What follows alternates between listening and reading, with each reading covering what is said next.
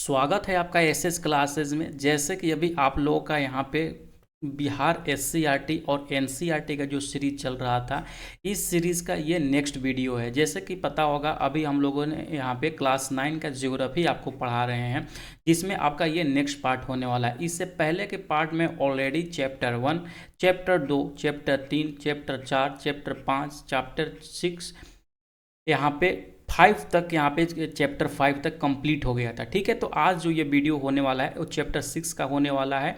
As well as अगर के देखते हैं, अगर के और थोड़ा सा लंबा वीडियो हो जाए तो चैप्टर 7 को भी हम यहाँ पर ख़त्म कर देंगे। ठीक है, तो यहाँ से आपका एक क्लास 9 का जो भी ज्योग्राफी है यहाँ पे ख़त्म की ओर है, जो कि आपका आने वाला शिक्षक बहाली 3.0 में बहुत ही ज़्यादा यहाँ पे इम्पोर्टेंट होने वाला है। जैसे कि प्रीवियस वीडियो में मैंने आपको बताया था कि कितना सवाल आपका एससीईआरटी और एनसीईआरटी से पूछा गया था, तो प्रीवियस वीडियो के लिंक मैं वीडियो डिस्क्रिप्शन में दे दूंगा, जहाँ के वहाँ से एनालिसिस चेक कर सकते हैं कि कितना सवाल वहाँ से पूछे जा चुके हैं। ठीक है, तो जैसे ही क्लास 6 में हम आते हैं, तो सॉरी क्लास 6, हाँ क्लास 6 में हम आते हैं, तो वहाँ पे जनसंख्या के बारे में आप लोगों को पढ़ना था। ये जो भी चीज़ अभी स्क्रॉल हो रहा है, इसका वीडियो मैंने चैनल पर ऑलरेडी अपलोड कर दिए हैं, तो जाकर वहाँ से आप लोग देख लीजिएगा। ठीक है, जैसे ही बिहार एससीईआरटी का बुक चैप्टर नंबर 6 में आइएगा ज्योग्राफी का, उसका नाम है जनसंख्या। इसमें हम लोग जनसंख्या के बारे में पढ़ेंगे कि क्या कुछ यहाँ पे आपका चीज़ है दिया गया है। ठीक है, इससे पहले क्लास 5 तक जो भी चीज़ें था वहाँ पे मैंने अपलोड कर दिया है, जाके वहाँ से देख सकते हैं। पढ़ाने का तरीका क्या है कि जो भी यहाँ पे मोस्ट इंपॉर्टेंट चीज़ें जो दिए गए हैं वो केवल मैं आपको बताता हूँ, ताकि आपको ज़्यादा चीज़ें पढ़ने की ज़रूरत न पड़े। ठीक है, चैप्टर 6 ज्योग्राफी में जैसे ही आइएगा, यहाँ पर दिया गया है कि भारत में सबसे पहले 1872 ईस्वी में जनगणना शुरू की गई थी। ठीक है, उसके बाद 1881 ईस्वी में पहली बार संपूर्ण जनगणना कराई गई थी। उसी समय प्रत्येक वर्ष इस वर्ष पर जनगणना होती है। यानी कि अगर के आप लोग से सवाल पूछा जाएगा कि भारत में जनगणना की शुरुआत कब से हुई, तो याद रखिएगा 1872 ईस्वी से यहाँ पे हुआ था जनगणना पहली बार। अगर के पूछा जाएगा नियमित रूप से कब से जनगणना भारत में हो रही है, तो हो रही 1881 ईस्वी में। ये दोनों चीज़ आप लोग याद रखिएगा। ठीक है, अगला पॉइंट में दिया गया है कि भारत का जितना भी जनसंख्या है, उसमें से केवल 5 जो राज्यों है, उसमें भारत की आधी आबादी निवास करती है 5 राज्यों में।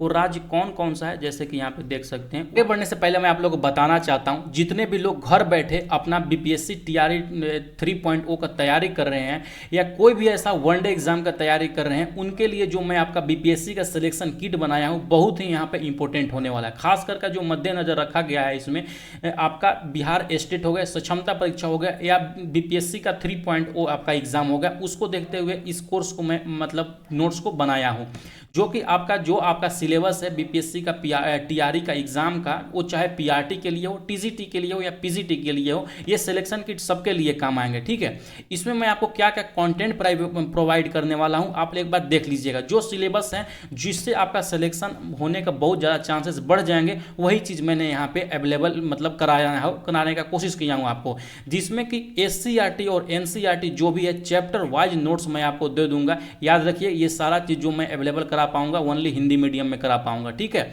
चैप्टर वाइज नोट्स क्लास 6 से लेकर क्लास 12 तक मैं आपको प्रोवाइड कराऊंगा, जिसमें आपका साइंस होगा, हिस्ट्री होगा, ज्योग्राफी होगा, पॉलिटी होगा और इकोनॉमिक्स होगा। मैथ वगैरह का भी मैं प्रोवाइड कराऊंगा, उसको थोड़े दिन के बाद मैं आपको बताऊंगा। ठीक है, इसके बाद जो है क्लास 6 से लेकर क्लास 12 तक जो मैं यहाँ पे आपका नोट्स प्रोवाइड कराऊंगा, उसका चैप्टर वाइज एमसीक्यूज बना दूंगा एग्जाम से पहले पहले तक, ताकि आपको जैसे ही आप लोग यहाँ पे वन लाइनर जो नोट्स हैं उसको तो पढ़ लीजिएगा, उसको पढ़ने के बाद प्रैक्टिस कहाँ कीजिएगा, तो जो भी मैं यहाँ पे एमसीक्यूज इसमें ऐड करूँगा वो वहाँ पर आप उसको प्रैक्टिस कर सकते हैं। ये जो एमसीक्यूज होगा ऑल एग्जाम में जो भी चीज़ें होंगी उसमें इंक्लूड मैं कर दूंगा, उस चैप्टर से और भी कहीं कौन कौन से परीक्षा में सवाल पूछे गए हैं, ताकि आपका यहाँ से परीक्षा का एक अच्छा तैयारी हो पाएगा।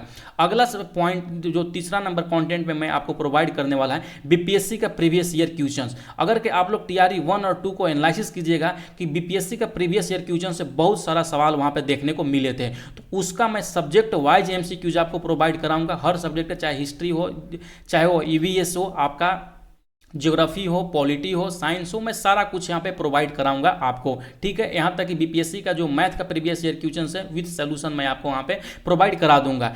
टॉप 1000 आपका एग्जाम से पहले मैं करंट अफेयर्स आपको प्रोवाइड करा दूंगा, ताकि करंट अफेयर कहाँ से पढ़ें, कैसे पढ़ें, उसका टेंशन आपको खत्म हो जाए, जिसमें लगभग 400-500 क्वेश्चन आपके बिहार अपने स्पेशल होंगे, बाकी 500 सवाल में इंडिया और वर्ल्ड के जो भी मेरे अकॉर्डिंग आपको इंपॉर्टेंट रहेगा मैं यहाँ पे इंक्लूड कर दूंगा। ये जो सवाल रहेंगे वो एमसीक्यूज के फॉर्म में रहेंगे, तो आप लोग याद रखिएगा, इसको आप लोग प्रैक्टिस भी कर सकते हैं। उसके बाद भारत का राष्ट्रीय आंदोलन कितना इंपॉर्टेंट है आप लोगों ने तो एग्जाम में देख लिए होंगे। हर एग्जाम में आपको 5 से 6 सवाल यहाँ पे देखने को मिलेंगे, और ये सारा सवाल के जब मैं एनालिसिस वीडियो में जाकर देख सकते हैं, मेरा नोट से बहुत ही बेहतरीन सवाल यहाँ से देखने को मिले थे, तो इसका एक सेपरेट पीडीएफ में दूंगा, ताकि जो भी चीज़ें होंगी वहाँ से क्लियर हो जाएंगी। अगर के बीपीएससी सिलेक्शन किट में 6 नंबर जो मैं आपको कंटेंट प्रोवाइड करूंगा, जितने बीपीएससी के टायर 1 यानी कि टीआरई 1 और 2 में जो भी क्वेश्चंस हैं वो सारा का सारा एमसीक्यूज के फॉर्म में आपको दे दूंगा, ताकि आप एक बार देख लीजिएगा कि परीक्षा में सवाल कैसे आ रहे हैं, विथ आंसर ये रहेंगे, आप लोग समझ जाइएगा। Bihar special previous year question जो भी बीपीएससी का है मैं आपको प्रोवाइड करा दूंगा। इतना जो आप कर लीजिएगा ना, तो आपका जो सिलेक्शन के चांसेस हैं बहुत ज़्यादा बढ़ जाएंगे दोस्तों। जिनको भी अगर तैयारी करना चाहिए तो ये जो भी मैंने चीज़ यहाँ पे डिस्कस की हैं उस पर आप अच्छे से पकड़ बना लीजिए, आपका बहुत ज़्यादा ही नंबर एग्जाम में आ जाएंगे, बहुत अच्छा खासा नंबर आ जाएंगे, सिलेक्शन का जो चांसेस है दोस्तों बहुत हाई हो जाएंगे। ठीक है, ये पूर्णतः आपका टीआरई 1 और टीआरई 2 पर आधारित मैं ये नोट्स बनाया हूँ। आप टीआरई 1 और 2 में भी मैं बीपीएससी का सिलेक्शन किट दिया था, बहुत लोगों का यहाँ पे सिलेक्शन हुआ है, और इसके बारे में वीडियो ही बनाया हुआ हूँ इससे पहले कि टीआरई जो भी मैं यहाँ पे टीआरई 2 में जो दिया था बीपीएससी का सिलेक्शन किट, उसमें कितने सवाल आए हैं, तो जाकर वहाँ पे ऑथेंटिसिटी इसका चेक कर सकते हैं कितना बेहतरीन चीज़ दिया है। ये जिनको भी चाहिए ये मात्र अभी अगर परचेज कीजिएगा तो मात्र 499 रुपीज़ में यहाँ पे परचेज कर सकते हैं। ये दाम बढ़ने से पहले आप लोग परचेज कर लीजिएगा, और क्या आप सेल्फ स्टडी कर रहे हैं, आप लोग इतना चीज़ों को अगर बुक्स पर परचेज करने जाइएगा ना, तो कम से कम हम बोल रहे हैं कि 3000 का आपका बुक्स हो जाएगा। साथ में जो एक एक चैप्टर में आप पढ़िएगा तो उसमें बहुत सारा टाइम चला जाएगा, इसीलिए ये सारे चीज़ों को समराइज करके मैं एक जगह पर आपको देने का कोशिश किया हूँ, ताकि आपको ज़्यादा इधर से उधर भटकने की जरूरत नहीं पड़े दोस्तों। आप इसको ऑफर प्राइस अभी है 499 में आप अवेल कर सकते हैं, ले सकते हैं। ठीक है, इसको बनाने में बहुत ज़्यादा मेहनत लगे हैं, इसीलिए मैं सोच रहा हूँ जो भी ले कैंडिडेट वो पढ़ने वाला बच्चा ही ले और पढ़कर अपना सिलेक्शन ले। ठीक है, जिनको भी चाहिए होगा दिए गए नंबर पे, यहाँ पे जो नंबर आप लोगों को दिखाई दे रहा होगा 9176800345 पर हमको व्हाट्सएप कीजिए। कॉल करने का थोड़ा सा अवॉइड कीजिएगा, थोड़ा सा हम कॉल हो सकता है नहीं रिसीव कर पाए, व्हाट्सएप कीजिएगा, मैं वहाँ पे देख लूँगा। ठीक है, तो चलिए वीडियो को अपना स्टार्ट करते हैं, जो भी पढ़ाई चल रहा है हमारा। तो राज्य है जो आपका उत्तर प्रदेश है, महाराष्ट्र, बिहार, पश्चिम बंगाल और आंध्र प्रदेश, ये 5 राज्यों में भारत के जो है 50% जनसंख्या यहाँ पे निवास करती है। जैसे कि पता होगा वर्तमान में भारत की जो जनसंख्या यहाँ पे 130 करोड़ प्लस हो गया है, अगर कि अभी रिसेंट में जो सेंसस होने वाला है उसके अनुसार अगर के देखिएगा तो। ठीक है, और क्षेत्रफल की दृष्टि जो सबसे बड़ा राज्य है वो है राजस्थान, और जनसंख्या का सबसे बड़ा जो राज्य है वो याद रखिएगा वो है उत्तर प्रदेश आपका। अगला यहाँ पे पॉइंट दिया गया है कि 2045 तक भारत चीन को पीछे छोड़ते हुए विश्व के सबसे अधिक आबादी वाला देश यहाँ पे बन जाएगा। ठीक है, साथ में जो आपका बुक्स में नेक्स्ट पॉइंट दिया गया है यहाँ पे कि एक वर्ष में प्रति 1000 व्यक्तियों में जितनी जीवित बच्चों का जन्म होता है उन्हें जन्म दर कहा जाता है। यहाँ पे जो भी आपका प्रीवियस एग्जाम में सवाल मतलब टीआरई का आपका परीक्षा हुआ उसमें जन्म दर पूछा जा चुका है कि जन्म दर किसे कहते हैं, और ऑप्शन में आपका ये जो चीज़ यहाँ पे देख रहे हैं वो उसका वहाँ पे डेफिनेशन दिया हुआ था, तो आपको ये चीज़ वहाँ पे टिक करके आना था। ठीक है, आते हैं नेक्स्ट पॉइंट में जो कि आपका बुक्स एससीईआरटी एनसीईआरटी में दिया गया है कि एक वर्ष में प्रति 1000 व्यक्तियों के मरने वालों की संख्या मृत्यु दर कहा जाता है। ठीक है, अगला पॉइंट जो आपका यहाँ पे दिया गया है कि 1976 ईस्वी में राष्ट्रीय स्तर पर जनसंख्या नीति की घोषणा की गई। ठीक है, आपसे पूछा जाएगा जनसंख्या नीति की घोषणा कब किया गया था, तो वो किया गया था आपका 1976 ईस्वी में। ठीक है, जिसमें लड़के और लड़कियों के विवाह की जो आयु सेट किया गया था वो 21 वर्ष लड़कों का, बॉयज़ का यानी कि 21 साल और जो गर्ल्स लोग थी, गर्ल्स को भी यहाँ पे 18 वर्ष का यहाँ पे घोषणा किया गया था। ठीक है, वर्तमान में ये दोनों चीज़ों को ही परिवर्तन देखने को मिलेगा। अभी ऐसा कोई घोषणा नहीं हुआ है। अभी वर्तमान में अगर बोलिएगा तो यही एज चल रहा है, बॉयज़ का 21 साल शादी का उम्र और गर्ल्स का 18 साल शादी का उम्र है। ठीक है, तो यहाँ पर इतना ही जनसंख्या में क्लास 9 का ज्योग्राफी में इंपॉर्टेंट फैक्ट और पॉइंट दिया गया था, तो मैंने बता दिए। ठीक है, यहाँ से स्टार्ट होता है आपका चैप्टर नंबर 7, जिसका नाम है भारत के पड़ोसी राज्य। तो जब आपका बिहार SCERT बुक या NCERT बुक पढ़िएगा तो यहाँ पे चैप्टर नंबर 7 में दिया गया है भारत के पड़ोसी देश, सॉरी राज्य में बोला, पड़ोसी देश यहाँ पे दिया गया है। तो जैसे जैसे हम करते हैं, मतलब एक एक करके आपको बताते चलते हैं। पहला है यहाँ पे नेपाल, उसके बाद जैसे ही आइएगा तो नेपाल के बारे में जो भी इम्पोर्टेंट चीज़ दिया गया है यहाँ पे मैंने लिखा हुआ है। ठीक है, अगला जो पॉइंट यहाँ पे जैसे कि देखिएगा यहाँ पे दिया गया है कि नेपाल के पूर्व में सिक्किम एवं पश्चिम बंगाल, पश्चिम में उत्तराखंड और दक्षिण में बिहार एवं उत्तर प्रदेश राज्य स्थित है। अगर के नेपाल का मैप में अगर के देखिएगा तो ये चीज़ यहाँ पे दिया गया है। अगर के शायद मैं आपको एक सेकंड में दिखाना चाहूँगा कि ये चीज़ कैसे यहाँ पे वर्क करती है, तो थोड़ा टाइम दीजिएगा, मैं आपको यहाँ पे दिखाने की कोशिश करता हूँ। ठीक है,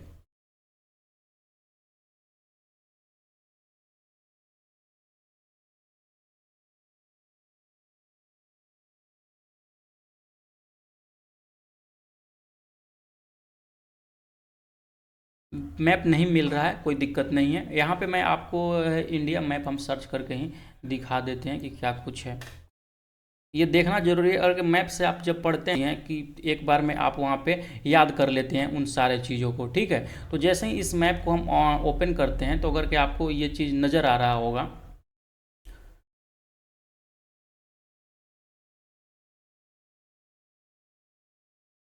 ठीक है। तो जैसे ही देखिए यहाँ पे जो मैंने आपको क्या बताया, जैसे कि अभी मैंने बताया ना कि जो नेपाल से सटने वाला चीज़ है वो सिक्किम है, पश्चिम बंगाल है, उत्तराखंड है, बिहार और उत्तर प्रदेश है। अगर कि वही चीज़ यहाँ पे मैप में देखिएगा तो बहुत ही बेहतरीन तरीक़ा से वो चीज़ यहाँ पे, ये सारा चीज़ यहाँ पे देखिएगा तो यहाँ पे उत्तर प्रदेश हो गया, यहाँ पे उत्तराखंड हो गया, यहाँ पे आपका सिक्किम हो गया और यहाँ पे बिहार हो गया और यहाँ पे वेस्ट बंगाल जो है वो लगता है। ठीक है, तो आशा करता हूँ इतना आप लोग समझ गए होंगे। उसके बाद जैसे ही अगला पॉइंट आता है, यहाँ पे दिया गया है कि मौर्य शासन काल में बौद्ध जो संगीति का प्रमुख केंद्र था वो था लुम्बिनी, जो कि नेपाल में स्थित है। ठीक है, यहाँ पर गौतम बुद्ध का जन्म स्थल भी है। कहाँ पे? लुम्बिनी में। लुम्बिनी कहाँ पड़ता है? नेपाल में पड़ता है। और जो नेपाल की राजधानी काठमांडू है, भगवान पाशुपतिनाथ का वहाँ पर बहुत बड़ा मंदिर है, जो कि हिंदू धर्मावलंबियों के लिए बहुत ही एक तीर्थ स्थल है। ठीक है, अगला जो पॉइंट यहाँ पे दिया गया है कि विश्व का सर्वोच्च जो शिखर है माउंट एवरेस्ट। आपको पता होगा कि दुनिया का सबसे ऊंचा जो पर्वत शिखर है वो माउंट एवरेस्ट है। ठीक है, तो माउंट एवरेस्ट की जिसकी ऊंचाई है 8,848 मीटर, वो भी आपका नेपाल में स्थित है। वो भी नेपाल और तिब्बत के यहाँ पे सीमा पे यह अवस्थित है। स्थानीय लोग इस चोटी को, जो माउंट एवरेस्ट का जो चोटी है सर्वोच्च शिखर, उसको सागर माथा के नाम से बोलते हैं। तो ये चीज़ आपको याद होना चाहिए। सागर माथा क्या है?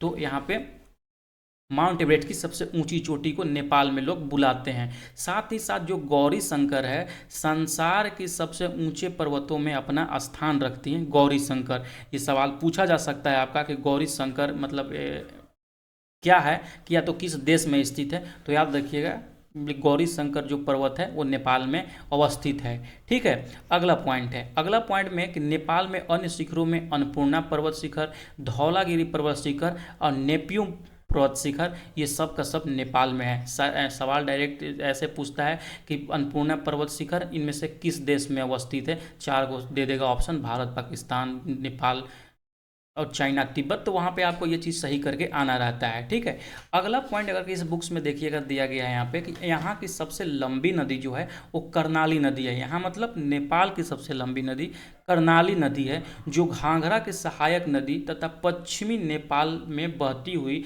भारत में प्रवेश करती है, तथा मध्य नेपाल में गंडक, जिसे नारायणी नदी भी कहा जाता है। याद रखिएगा, आपसे सवाल पूछा जाएगा कि नारायणी नदी का दूसरा नाम क्या है, तो गंडक नदी इसको नेपाल में बोला जाता है। तथा पूर्वी नेपाल में कोसी को सप्तकोशी कहते हैं। नेपाल में कोसी को क्या कहते हैं? सप्तकोशी। यह सभी नदियां उत्तर से दक्षिण की ओर प्रवाहित होकर भारत की सीमा में प्रवेश करती है, जो कि यहाँ पे VVI होता है। ये जो सारा नदियां हैं वो नॉर्थ से लेकर साउथ में यहाँ पे प्रवाह होता है।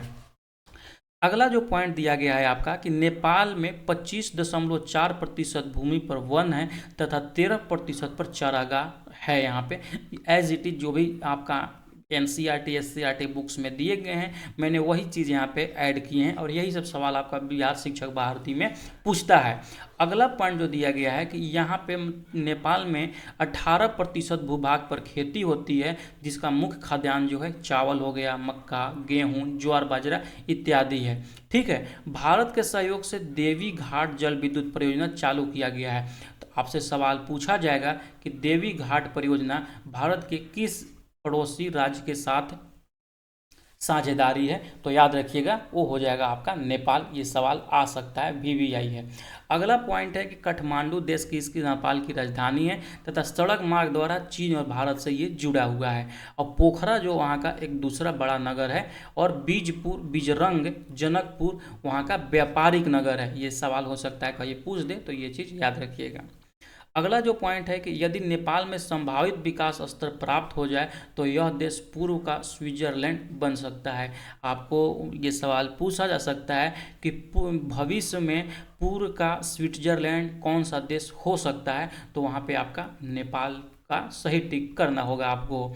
ठीक है, अगला पॉइंट आते हैं। अगला पॉइंट जो दिया गया है यहाँ पे कि नेपाल की सीमा भारत के किस राज्य से मिलती हैं? 4 वो ऑप्शंस दिए गए थे, मैंने ऑप्शंस यहाँ पे नहीं टाइप करवाए हैं। तो यहाँ पे जिसके साथ मिलते हैं तो वो है सिक्किम, जैसे कि मैंने बताया सिक्किम के साथ मिलते हैं, बिहार के साथ, उत्तराखंड के साथ, उत्तर प्रदेश के साथ, वेस्ट बंगाल के साथ। तो यहाँ पर इसके साथ भी ये मिलता है। ये सवाल जैसे कि देख सकते हैं, ये सवाल आपका TRE 3.0 में पूछा गया सवाल है, ये VVI है, याद रखिएगा।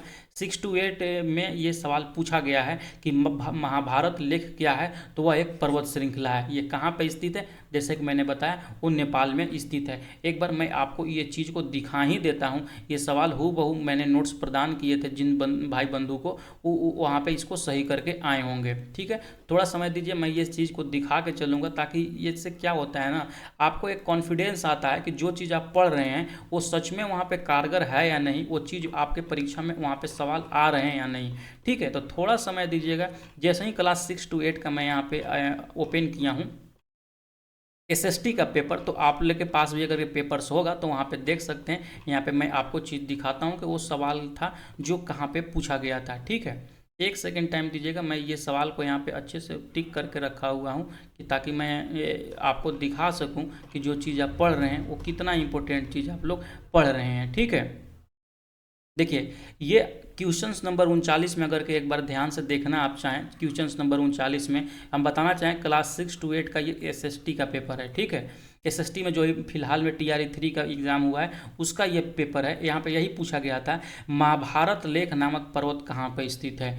ऑप्शंस हैं भारत में, नेपाल में, भूटान में। तो इसका बिल्कुल जो राइट आंसर होता है बिल्कुल राइट जो आंसर होता है वो नेपाल में होता है। ये कहाँ पे चीज़ दिया गया है कि बिहार SCERT बुक के क्लास 9 के चैप्टर नंबर 7 में। और यही नोट्स मैंने वहाँ पे प्रदान किए थे।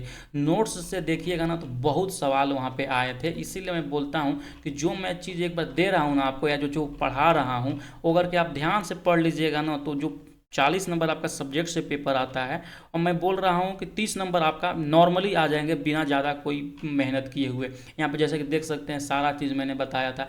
ये सवाल कहाँ से आया? क्लास 9 के चैप्टर 2, क्लास 9 के चैप्टर 5, क्लास 9 के चैप्टर 3, क्लास 9 के चैप्टर 2 से ये सवाल पूछा गया है। मैं ये सबका एनालिसिस वीडियो एक बार बहुत ही जल्द आप लोगों के बीच लेकर आऊँगा। ठीक है, अगला यहाँ पे चीज़ दिया गया है कि गंडक नदी को नेपाल में किस नाम से जाना जाता है? तो उस मतलब उसको जाना जाता है नारायणी नदी के नाम से।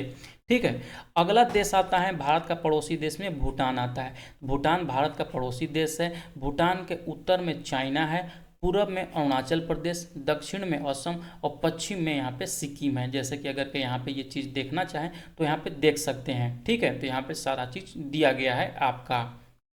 अगला पॉइंट जो आता है कि भूटान की राजधानी जो है थिम्पू है और 10% से कम भूमि पर कृषि कार्य किया जाता है। यानी कि जो भूटान का मतलब जो भी पूरा क्षेत्रफल है वहाँ पे 10% से भी कम भूमि पर वहाँ पे मतलब क्या किया जाता है, तो कृषि किया जाता है।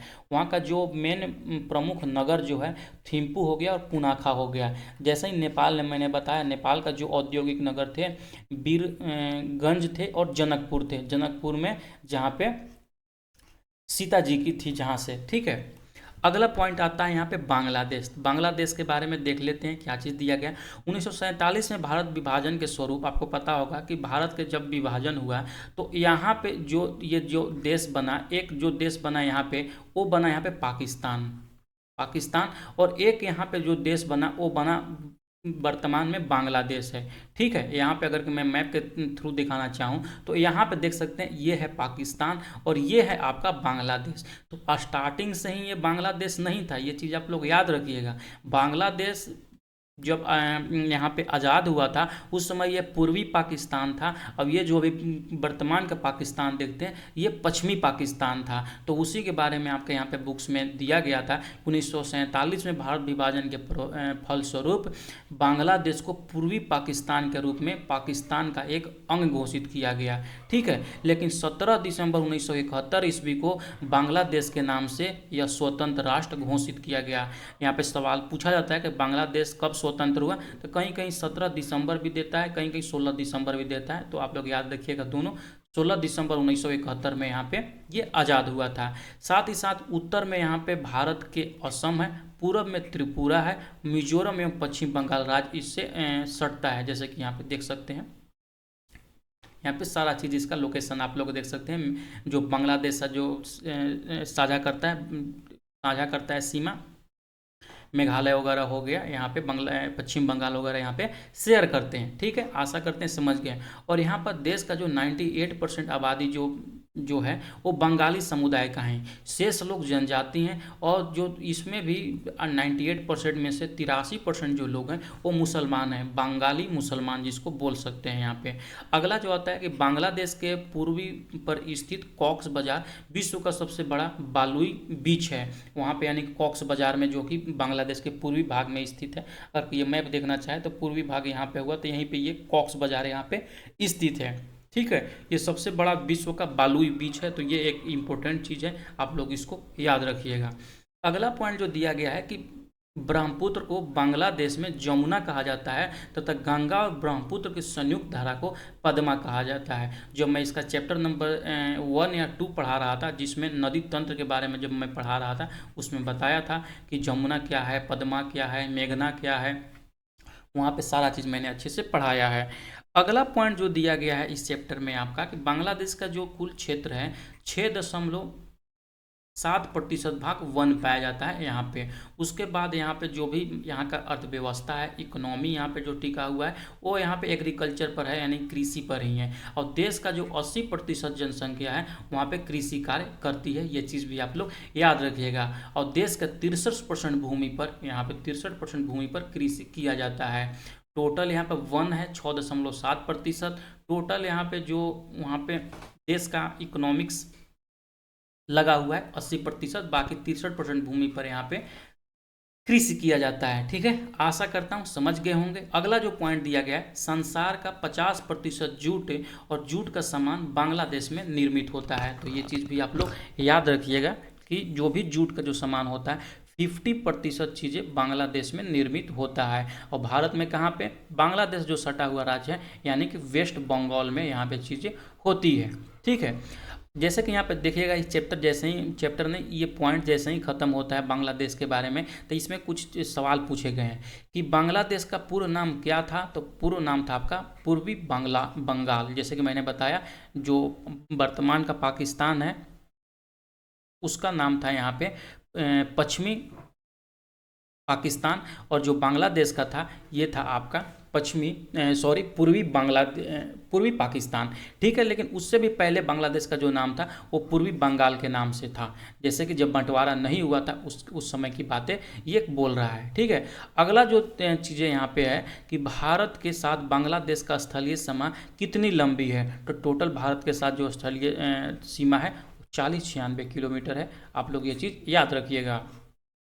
बांग्लादेश कब स्वतंत्र हुआ, ये भी सवाल पूछा जा सकता है। तो 17 दिसंबर 1971 ईस्वी को। और बांग्लादेश एशिया महाद्वीप के किस भाग में स्थित है, तो एशिया के यहाँ पे दक्षिणी भाग में ये स्थित है। ठीक है, आशा करता हूँ इतना समझ गए होंगे। तथा बांग्ला देश में ब्रह्मपुत्रा नदी को किस नाम से जाना जाता है, तो वो जाना जाता है जमुना के नाम से। उसके बाद यहाँ पे श्रीलंका बारे में पढ़ लेते हैं, उसके बाद हम पाकिस्तान के बारे में पढ़ेंगे। श्रीलंका जो है, श्रीलंका एशिया महाद्वीप में भारत के दक्षिण में स्थित हिंद महासागर का एक बड़ा द्वीप है। अगर के यहाँ पे मैप आप जब देखिएगा, तो मैप में जैसे ही यहाँ पे नीचे आइएगा, तो यहाँ पे देखिए, यहाँ पे ये जो हमारा जहाँ पे कर्सर जा रहा है, वहाँ पे देखिए यहाँ पे चीज़ दिया गया है श्रीलंका के बारे में। तो इसी के बारे में वहाँ पे ये देखिए, यहाँ पे जो चीज़ दिया गया है वो श्रीलंका के बारे में बातें हो रही है।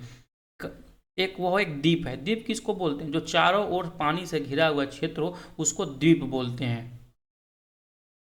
ठीक है, सिंहल जाति की बहुलता के कारण इस द्वीप को सिंहल द्वीप के नाम से भी जाना जाता था। ये भी चीज़ याद रखिएगा। ये कभी कभी पूछ देता है कि सिंहल किसका नाम था, तो श्रीलंका के नाम था, याद रखिएगा। अंग्रेजों ने सिंहल द्वीप को सिलोन नाम से ही प्रचलित किया गया। तो अगर कि आपसे कहीं पूछ दे कि सिंहल किसका नाम था या सिलोन किसका नाम था, तो ये सारा जो चीज़ था वो श्रीलंका का नाम था, तो आप लोग भूलिएगा नहीं। हीरे, मोती, जवाहरात एवं अन्य रत्नों के भंडार होने के कारण इसे मोतियों का द्वीप भी कहा जाता है। तो सवाल पूछा जाता है कि मोतियों का द्वीप किसे कहा जाता है, तो याद रखिएगा वो आपका श्रीलंका के कहा जाता है। अब भारत के स्वतंत्रता के पश्चात 4 जनवरी 1948 को श्रीलंका भी उपनिवेश से मुक्त होता है और यह एक स्वतंत्र देश बनता है। तो यहाँ पे पूछा जाएगा कि श्रीलंका कब स्वतंत्र हुआ, तो 4 जनवरी 1948 ईस्वी में। ये चीज़ को आप लोग याद रखिएगा। यह देश पाक जल संधि द्वारा भारत से अलग होता है। ये बहुत ही इंपॉर्टेंट चीज़ है, आप लोग याद रखिएगा। पाक जल संधि क्या होता है ना, पूछ देता है कि एग्जाम में कि पाक जल संधि किन देशों को अलग करता है। तो बहुत सारे लोग पाक माने पाकिस्तान समझ के मार देते हैं, भारत पाकिस्तान। बबुआ वहाँ पे गलत हो जाएगा आपका। पाक जो जल संधि है, भारत और श्रीलंका के बीच में स्थित है। यहाँ अनेक प्रवाल द्वीप पाए जाते हैं, जिसे आदम पुल के नाम से भी जाना जाता है। तो ये चीज़ याद रखिएगा। आदम का जो पुल है भारत और श्रीलंका के बीच में है। पाक जल संधि जो है भारत और श्रीलंका के बीच में है। तो ये दोनों चीज़ में आप लोग भूलिएगा नहीं। ठीक है, जैसे ही आगे आते हैं, जो यहाँ पे 70% आबादी है, पाकिस्तान का 70% जो पॉपुलेशन है वो बौद्धिज्म को फॉलो करता है। ठीक है, यानी कि बौद्ध धर्म है वहाँ का लोग। और यह द्वीप प्रायद्वीपीय भारत की तरह गोंडवाना यानी चट्टानों से निर्मित हुआ है। जैसे कि आपको पता होगा, भारत गोंडवाना लैंड का ही अंश है। उसी तरह जो श्रीलंका है वो भी प्री कैम्ब्रियन युग में गोंडवाना समूह का ही द्वीप था। ठीक है, अगला पॉइंट आता है। अगला पॉइंट जो दिया गया है आपका कि उत्तरी भाग में जफाना का मैदान है, यहाँ चूना की प्रधानता पाया जाता है। तो आपसे पूछा जाएगा जफाना का मैदान किस देश में पाया जाता है, तो वो पाया जाता है श्रीलंका में। ये चीज़ याद रखिएगा।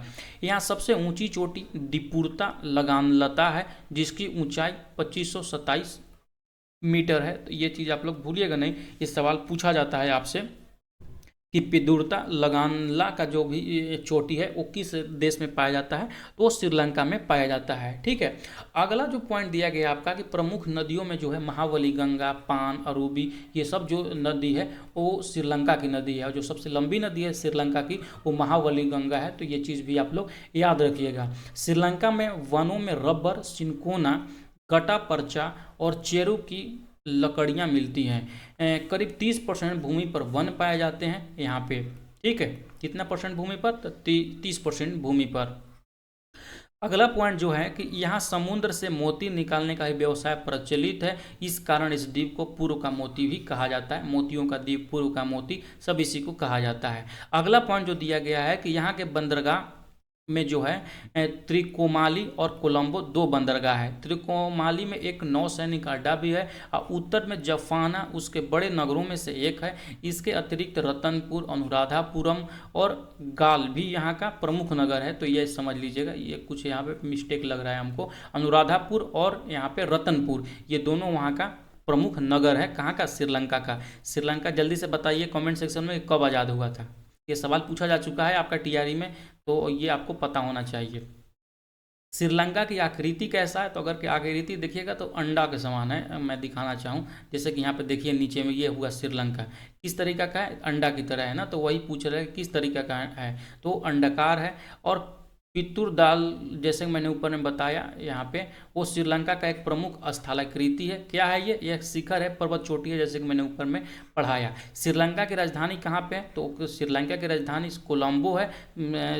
वर्तमान में कहाँ पे है बताइएगा। इसका दो राजधानी है, एक कॉमर्शियल राजधानी है और एक यहाँ पे इकोनॉमिकली राजधानी है। ठीक है, यहाँ पे मतलब दो राजधानी है, तो दोनों यहाँ पे एक एडमिनिस्ट्रेटिव के लिए और एक कुछ और थे राजधानी, कंफर्म मेरे को अभी याद नहीं आ रहा है। तो ये दोनों चीज़ आप लोग कमेंट सेक्शन में बता दीजिएगा। एक जयवर्धनपुरम जो है, और जो कोलंबो का राजधानी है कब चेंज किया गया था, ये भी आप लोग जरूर बताइएगा।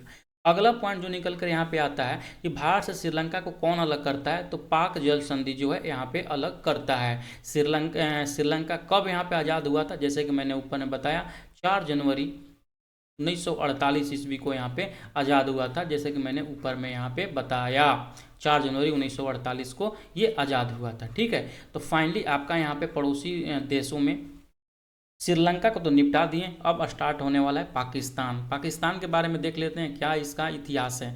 14 अगस्त 1947 ईस्वी को भारत से विभाजित होकर एक पृथक राष्ट्र बना है, आपको सबको पता है। 14 तारीख को ये अलग होता है, भारत 15 तारीख को आज़ाद होता है। इसके दो अंग थे, जैसे कि मैंने बताया, जो पश्चिम थे पश्चिमी पाकिस्तान और पूर्वी पाकिस्तान। बाद में जो पूर्वी पाकिस्तान था, उस पाकिस्तान, जैसे कि मैंने बताया, जो यहाँ पे पूर्वी पाकिस्तान था उसको वहाँ पे बांग्लादेश बना दिया गया। ठीक है, और पश्चिमी पाकिस्तान को ही पाकिस्तान बनाया गया, वही चीज़ यहाँ पे दिया गया है। जो यहाँ का राष्ट्रीय भाषा है वो उर्दू भाषा है, ये भूलिएगा नहीं। उसके बाद जो कराची है पाकिस्तान का सबसे बड़ा नगर है, और लाहौर पाकिस्तान का दूसरा सबसे बड़ा नगर है। कौन है यहाँ पे सबसे बड़ा नगर, तो वो कराची है। ठीक है, इस्लामाबाद इसका राजधानी है, याद रखिएगा, ये आप लोग भूलिएगा नहीं। पर्वत श्रेणियों की एक श्रृंखला घुमावदार रूप से बिल्कुल दक्षिण तक विस्तृत है, जो वास्तव में हिमालय का ही पश्चिम और दक्षिणी विस्तार है। ये श्रेणियां यहाँ पे उत्तर से दक्षिण की ओर क्रमशः हिंदू कुश, सुलेमान, किरधर नाम से प्रसिद्ध है। ये बहुत बड़ा सवाल पूछा गया है कि हिंदू कुश पर्वत, सुलेमान पर्वत, किरधर पर्वत मुख्यतः किस देश में पाए जाते हैं, तो ये सब पाकिस्तान का भाग है। और तख्त सुलेमान यहाँ का सबसे प्रसिद्ध चोटी है, इसकी ऊंचाई 3370 मीटर है। ये सवाल पूछा जा चुका है कि सुलेमान की पहाड़ियाँ, प्रमुख चोटियाँ मतलब किस देश में पाई जाती हैं, तो वो पाकिस्तान में पाया जाता है। अगला पॉइंट जैसे ही आइएगा, तो अगला पॉइंट यहाँ पे दिया गया है कि इस पर्वत श्रेणियों में कई दर्रे बने हुए हैं। इनमें खैबर, बोलन और गोमल दर्रा जो है वो प्रमुख दर्रा है। जैकोबाबाद का जो टेम्परेचर है वो 55 डिग्री से अधिक पहुंच जाता है, और यह पाकिस्तान का ही नहीं बल्कि एशिया का सबसे गर्म जगह है। तो याद रखिएगा, आपसे पूछा जा सकता है कि एशिया का सबसे हॉटेस्ट प्लेस कौन सा है, तो जो सबसे हॉट प्लेस है आपका कौन सा है यहाँ पे, जैकोबाबाद। जैकोबाबाद कहाँ पहुँचता है, तो पाकिस्तान में स्थित है। ये चीज़ आप लोग याद रखिएगा। यहाँ की जो प्रमुख नदी है वो सिंधु है, और उसकी सहायक नदियों में झेलम, चिनाब, रावी, सतलज और ब्यास नदी है। इन्हें पंचनंद के नाम से जाना जाता है, जो सिंधु के नद के नाम से पुकारा जाता है। सिंधु को ही यहाँ पे नद के नाम से भी पुकारा जाता है, याद रखिएगा एक चीज़। नद के किसका नाम है, वो सिंधु को ही नाम है। पाकिस्तान को सिंधु का देन कहा जाता है, क्योंकि मुख्य रूप से जो पाकिस्तान में पानी का जो स्रोत है वो सिंधु नदी ही है। कितना बार कॉन्फ्लिक्ट चलता है भारत और पाकिस्तान में इस सिंधु को लेकर, तो सिंधु जल विवाद भी पूछा जा सकता है आपसे कि सिंधु जल विवाद किन दो देशों के बीच में स्थित है, तो याद रखिएगा वो भारत और पाकिस्तान के बीच में ये चीज़ स्थित है। बलूचिस्तान के पठार पर पाइन तथा ओक के वृक्ष की प्रधानता है। बलूचिस्तान में कौन सा है, दो चीज़, एक हो गया आपका पाइन और दूसरा हो गया ओक, तो ये दोनों आप लोग याद रखिएगा। यहाँ 19% भूमि पर कृषि की जाती है, और इस पर यहाँ 72% जनसंख्या आश्रित होता है। कितना परसेंट जनसंख्या, तो 72% जनसंख्या। वन आधारित उद्योग में खेल का सामान तैयार करने के लिए सियालकोट विश्व प्रसिद्ध है। ये कहाँ पे पड़ता है, तो पाकिस्तान में सियालकोट पड़ता है, याद रखिएगा। और जो मर्दान है जो कि पेशावर में स्थित है, एशिया का सबसे बड़ा चीनी मिल स्थित है। कहाँ पे, मर्दान में, पेशावर में है ये। अब यहाँ पे जैसे ही आइएगा तो ये चैप्टर यहाँ पे समाप्त होता है, और यहाँ पे इससे रिलेटेड कुछ MCQs आपके बुक्स में दिए गए हैं। पाकिस्तान का सबसे बड़ा हवाई अड्डा कहाँ पे है, तो वो है कराची में। ये सबसे बड़ा पाकिस्तान का नगर है। खेल का सामान बनाने के लिए विश्व प्रसिद्ध कौन सा नगर है पाकिस्तान का, तो है सियालकोट। और पाकिस्तान की प्रसिद्ध चोटी तख्त सुलेमान की ऊंचाई कितनी है, तो जैसे कि मैंने जब पढ़ा रहा था बताया 3770 ये मीटर है, याद रखिएगा। सिंधु नदी कैसे बहती है, तो ये उत्तर से दक्षिण की ओर बहती है, तो ये चीज़ भी आप लोग याद रखिएगा, ठीक है। और यहाँ से आपका स्टार्ट होता है चैप्टर नंबर 8। चैप्टर नंबर 8 में जैसे ही आइएगा, छोटा छोटा चैप्टर है, मैं आज ही निपटा देता हूँ सारा को। चैप्टर नंबर 8 है आपका मानचित्र अध्ययन, ठीक है। इसमें देखिए दो चीज़ तीन चीज़ जो भी चीज़ दिया गया है यहाँ पे देख लेते हैं कि किन्हीं दो बिंदुओं के बीच दूरी और धरातल पर उन्हीं दो बिंदुओं के बीच की वास्तविक दूरी के अनुपात को मापने की विधि बोला जाता है। ये चीज़ आप लोग याद रखिएगा। ऐसे ही कुछ इंपॉर्टेंट पॉइंट थे तो मैंने ऐड कर दिए थे, हालांकि ये चीज़ आपका परीक्षा में नहीं पूछा जाएगा। ये पूछा जा सकता है कि मानचित्र पर मापन को निम्नलिखित 3 विधियों द्वारा प्रदर्शित किया जाता है। तो सवाल पूछ देगा कि मानचित्र के मापन की इनमें से कौन सा विधि नहीं है, ठीक है। एक कोई इसमें से देकर कुछ और लिख देगा वहाँ पे, तो आप लोग ये अगर के एक नज़र में देखे रहिएगा तो वहाँ पे सही कर दीजिएगा। कौन सा विधि, 3 विधि है, एक कथन विधि, प्रदर्शन विधि और रेखीय मापक विधि, ये चीज़ है वहाँ पे, ठीक है। उसके बाद आता है यहाँ पे चैप्टर नंबर 9 है क्षेत्रीय अध्ययन, प्राथमिक आंकड़े। ये सवाल पूछा जा चुका है टीआरई में, याद रखिएगा। प्राथमिक आंकड़े वैसे आंकड़े को बोलते हैं कि जो भी डाटा कलेक्शन करने के लिए खुद हम वहाँ चीज़ को जाते हैं, ठीक है। यानी कि यह आंकड़ा निश्चित किए गए क्षेत्र में जाकर एकत्रित किया जाता है। जैसे कि जो जनगणना होता है, जनगणना क्या होता है, बिहार में जो भी शिक्षकगण होते हैं वो द्वार द्वार जाके बोलते हैं कि बाबू अपने घर कई आदमी है, तुम्हारे घर कितना पढ़ा लिखा है, तुम्हारे घर कितना रोजगार है। तो जो वहाँ से डाटा जो यहाँ पे मिलता है डाटा, वो हुआ आपका प्राइमरी डाटा, ठीक है, यानी कि प्राथमिक आंकड़ा वो चीज़ हुआ। द्वितीय आंकड़ा उसको बोलते हैं कि जो किसी स्रोत द्वारा उपलब्ध कराए जाते हैं, जैसे नगर पालिका, ग्राम पंचायत, कृषि विभाग, जनगणना विभाग इत्यादि, जो ये होते हैं यहाँ पे द्वितीयक आंकड़ा होते हैं। और जो डाटा जाकर वहाँ से खुद से लिया जाता है वो होता है आपका यहाँ पे प्राथमिक आंकड़ा। तो ये चीज़ याद रखिएगा, नगर पालिका के द्वारा एकत्रित आंकड़ा द्वितीय आंकड़ा, उसी तरह ग्राम पंचायत का एकत्रित आंकड़ा द्वितीय आंकड़ा, कृषि विभाग वगैरह जो भी आंकड़ा देता है वो ये क्या होगा आपका द्वितीय आंकड़ा। साथ ही साथ मोस्ट इंपोर्टेंट है, मैंने ऊपर में थोड़ा सा मिस्टेक कर दिया, ये जो जनगणना है, जनगणना भी यहाँ पे द्वितीय आंकड़ा बताया जाता है, ठीक है। जनगणना जो होता है एग्जैक्ट नहीं बताया जाता है, वो संभावित होता है, याद रखिएगा इस चीज़ को, ये सवाल पूछा जा चुका है। वस्तुनिष्ठ प्रश्न यहाँ पे आइएगा तो यहाँ पे दिया गया है कि क्षेत्र में जाकर इकट्ठा किए गए आंकड़ों को क्या कहा जाता है, उसको बोलते हैं प्राथमिक आंकड़ा। अब भूगोल के क्षेत्रीय अध्ययन क्या है, यह एक उपागम है। क्या है, भूगोल में क्षेत्रीय अध्ययन एक उपागम है, ठीक है। आते हैं नेक्स्ट चैप्टर की ओर। नेक्स्ट चैप्टर यहाँ पे 10 चैप्टर नंबर में आइएगा, उसका नाम है आपदा प्रबंधन एक परिचय। तो इसमें यहाँ पे कुछ वैसा कोई भी इंपॉर्टेंट पॉइंट नहीं दिया था जो कि आपका यहाँ पे बीपीएससी सवाल पूछा जा सके, बीपीएससी के द्वारा कोई भी नहीं था। वहाँ पे बच्चों लोग को बताया गया था कि आग से कैसे बचना चाहिए, या कोई जब बिजली चमकती है तो उसका कैसे करना चाहिए, तो यही सब चीज़ का वहाँ पे डेटा था, तो जो कि उतना इम्पोर्टेंट नहीं होता है, ठीक है। उसके बाद ये चैप्टर जो है यहाँ पे मैं बता देता हूँ, ये चैप्टर इंपॉर्टेंट होता है, चैप्टर नंबर 11, ठीक है। चैप्टर नंबर 11 में हम चलते हैं और देखते हैं क्या कुछ यहाँ पे दिया गया है।